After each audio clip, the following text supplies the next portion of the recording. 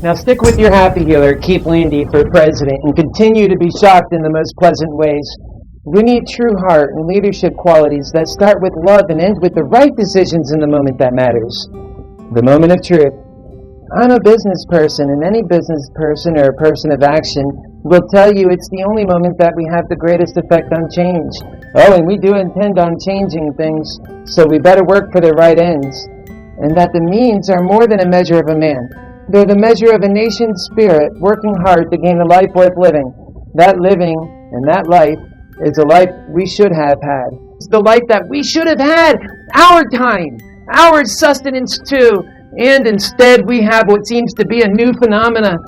I remember when it was shocking when 25-year-olds were still at home, but now you have many 40-year-olds having to live with relatives and make the best of hard times. Why is that when America is experiencing a very predictable boom given the tough work during the Obama administration by the American people mostly, and of course the anticipated Trump tax cuts to businesses together with lowering regulations? Why is it during these times when America is on an upswing, it only seems to work for the working class in the ways that they can only finally meet the needs of their immediate situation? By no means is this a solid hope for a long and sustained, natural, healthy, happy life like they're entitled to in America, where these good times make billionaires just discover new ways to keep us prisoner in one way or another through their system of greed. It will never end, this horrible cycle, until we put humanity above capitalism, and then Americans know they have their answer.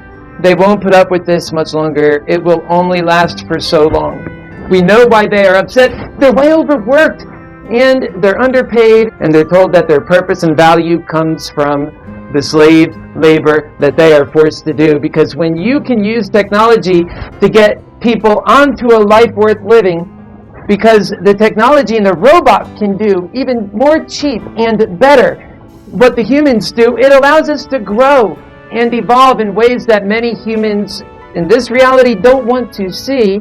They're doing well, the billionaire class, and in the meantime, we are not. They are way overworked and way underpaid, and they're tired of being slaves in the richest country in America and told that their purpose and value comes from being America's forced slave labor force. And that's what it is when you refuse to use technology to get people out of their jobs and onto a life worth living. That they get value from something other than a thankless job that robots can do, cheaper and better. It'll allow us to grow in ways that the elite and many don't want to see. They like things the way they are. But even they are blind to how great it would be to have a super consumer class in America, and then that raises all tides. Yes, human isolation and idolizing seems to settle down as people realize there's more important aspects to life.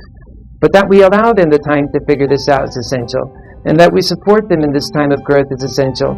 And that we give them this time back, and that we give them their time back, so that we can achieve our long-term goals of self-determination and self-sufficiency and global domination. It doesn't sound so great until you don't have it. And those who serve the righteous cause of life and freedom must be able to protect their very way of life, culture, and indeed, American culture, which is also under attack by an ungrateful and forgetful populace edged on by nefarious forces, not least concerned about the future of Americans, their happiness, or even their existence. I want to get things done for the American people. As so, we can do so much better in the future in ways that we seem to be addicted to failing now. When we realize our new future together, we'll also meet the demands of our times. The problems which are so grave, and the threats which are so real in reality and so short in time and so complicated by a confused populace, coupled by lack of urgency and the lack of interest of even solving this problem. Indeed, the American people are just confused, and it's not on purpose, and we are at war. They're confused about that. It's most frustrating for the people who can understand it. This truth, we have to expand this truth.